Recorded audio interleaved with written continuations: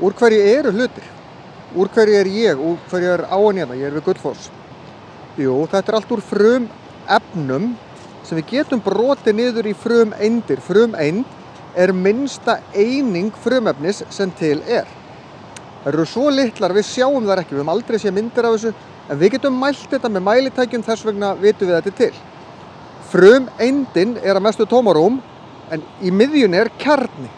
Þar eru tvær tegundar af eindum, svo kallar róteindir og nifteindir. Þær eru frekar stórar, svona miðað við hina gerðina sem eru rafeindir, þær eru miklu minni. En rafeindirnar fljúga í kring á meðan róteindirnar og nifteindirnar eru í kjarnanum. Róteindir hafa plúshleðslu, nifteindir enga hleðslu og rafeindirnar hafa mínushleðslu. En þetta er það sem myndar frumeind. What are things made out of? What am I made out of? Or the river or the water? It's all made out of elements or compounds.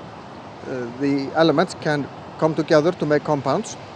But if we strip it down to one piece of an element, that's called an atom. And each atom is made out of three things. Most of it is just empty space.